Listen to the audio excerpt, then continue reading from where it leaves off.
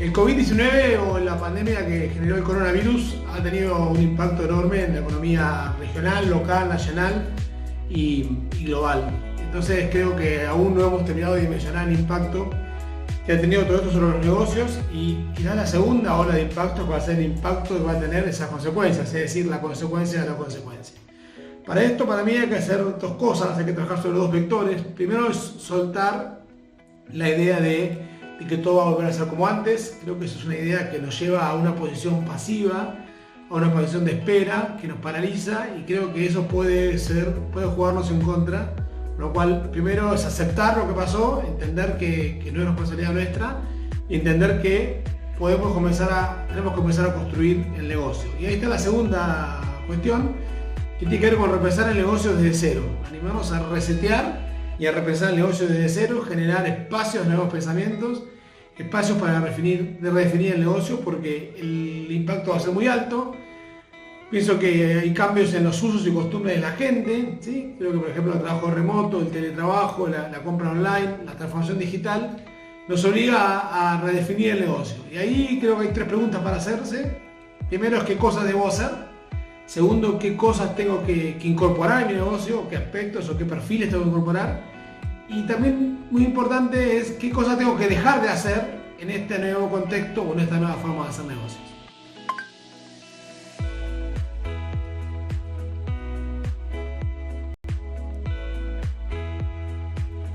Es que no solamente las personas, sino también las organizaciones pasan por estos trastornos de adaptación al cambio. Los trastornos de adaptación al cambio nos permiten posiblemente tener que repensar algunas cosas. Y para eso entonces vamos a tener que adquirir mayor conocimiento, primero de la situación, y entender cuáles son los procesos que las demás personas, nuevamente nuestros clientes, nuestros proveedores, que el mercado en general ha estado también llevando adelante. ¿Cómo han sido tus procesos de adaptación al cambio? Y desde allí posiblemente no logremos estandarizarlo, pero cada uno desde su condición y de su lugar va a poder encontrar metodologías y trabajar mucho mejor en la gestión del cambio.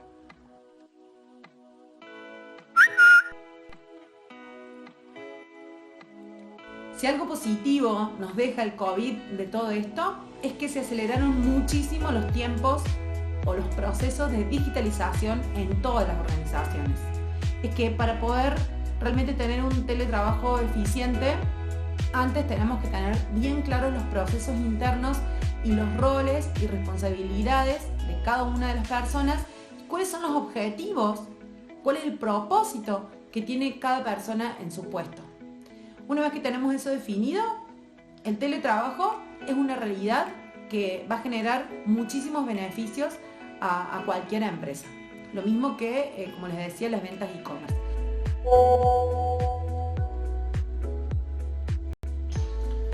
Bueno, respecto a los protocolos, creo que es claro, hay un norte y hay algo desde mi mirada hay que poner foco, que es en la salud del equipo. El equipo está por encima de todo, el equipo está conformado por personas, con lo cual hay que poner mucho foco ahí. Y ahí veo tres prioridades. Una es, naturalmente, la pandemia, ¿sí? Y todo lo que tiene que ver con el contagio y la parte sanitaria, ¿sí? Lo que tiene que ver con esto de la relación con el COVID y las cuarentenas y el aislamiento, los hisopados, creo que eso es prioritario para poder tener controlado a nuestra gente.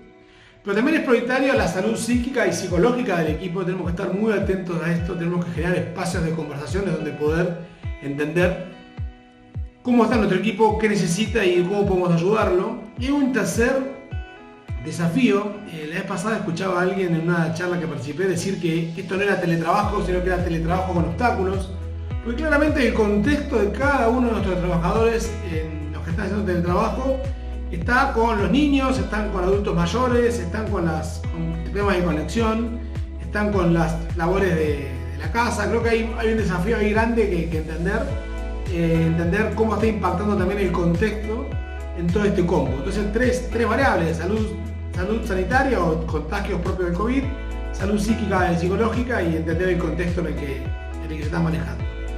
Balanceando todo esto, tenemos que empezar a asegurar el funcionamiento de la empresa y la operatividad de la empresa y que la empresa pueda seguir funcionando para asegurar su sostenibilidad en el tiempo y asegurar los puestos de trabajo de cada uno de nuestros trabajadores que estamos cuidando. Y acá mi mirada es que creo que la construcción debería ir hacia modelos híbridos. Ni en el trabajo antes de la pandemia, ni el trabajo 100% virtual. Creo que cada uno de los modelos tiene sus fortalezas y sus debilidades.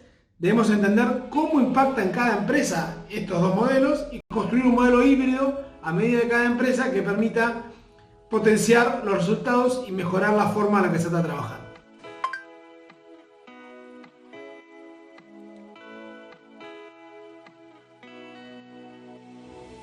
Generalmente utilizo lo que llamo la técnica del GPS, que son básicamente 5 preguntas.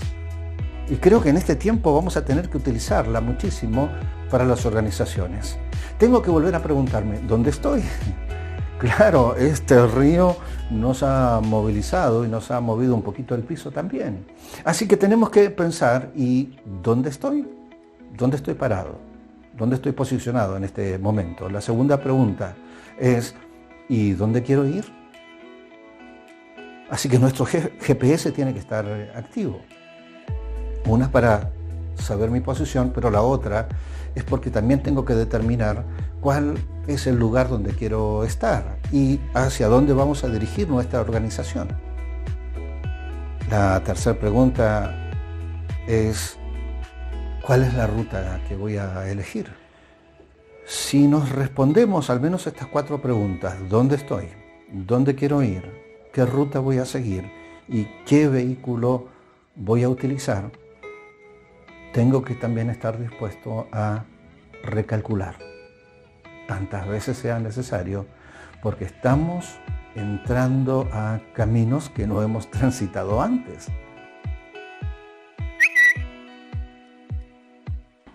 El primero es un salón de fiestas ubicado en La Rioja, que se llama IQ Salón. Por supuesto, desde marzo no tienen eventos y hicieron un análisis de sus fortalezas y sus debilidades. La fortaleza más grande era toda la cocina, con todo el equipamiento que tenía, y los cocineros, todo el personal, los chefs que trabajaban ahí. A partir de eso decidieron hacer un plan, primero para darse a conocer en redes.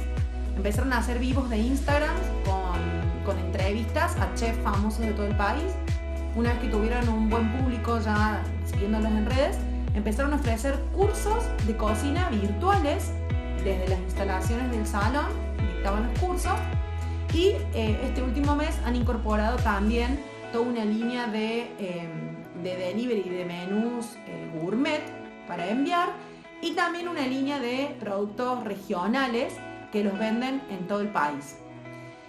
El segundo ejemplo es un autopartista que a partir, digamos, de la pandemia se paró totalmente la actividad industrial por varios meses. Es una autopartista que se llama Color Plus, de acá de la provincia de Córdoba, de la ciudad de Córdoba. Y ellos lo que hicieron fue varias cosas. Por un lado, se dedican ellos a la pintura de autopartes, empezaron a pintar puertas y muebles que antes no lo hacían. En segundo lugar, armaron un taller de chapa y pintura para atender a personas particulares, que esa actividad sí estaba habilitada acá en Córdoba. Y en tercer lugar, diseñaron y lanzaron al mercado unos dispositivos para sujetar celulares o tablets que tienen diferentes, se pueden poner de diferentes formas y son unos dispositivos multiuso y los están comercializando en todo el país y les está yendo espectacular.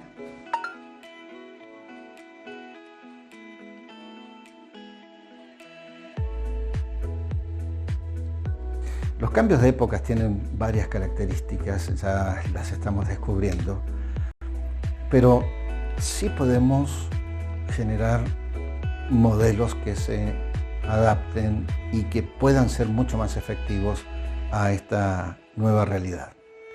Mi desafío personal y en los ámbitos en los cuales trabajo es posible desarrollar esos puentes para cruzar este río y poder entender qué es lo que hay del otro lado. el espíritu pionero seguramente es el que más va a infundir en nosotros. Para resumir todas estas ideas, lo primero y principal entonces es detenernos y realizar un diagnóstico profundo de la organización, tanto internamente, descubrir cuáles son nuestras fortalezas y cuáles son nuestras debilidades, porque a partir de las fortalezas es que podemos reinventarnos, ser creativos y cambiar o mejorar el modelo de negocio actual, y las debilidades para poder mejorarlas y levantarlas. Una vez que tenemos eso, vamos al diagnóstico externo, descubrir nuevas oportunidades en el mercado, porque las hay, y este escenario se abrieron muchísimas nuevas necesidades que no estaban antes en la vista y que necesitan ser atendidas. Como síntesis me quedaría con algunos puntos. Primero, aceptar el cambio, entender que cambió y estar en paz con eso nos libera todos los recursos para pensar hacia adelante. Segundo, justamente repensar el negocio hacia adelante, cambiar la mirada y aceptar nuevos puntos de vista y animarnos a pensar y a innovar. Creo que es el momento de ser disruptivos y de animarnos a cambiar la forma en la que hacemos negocios.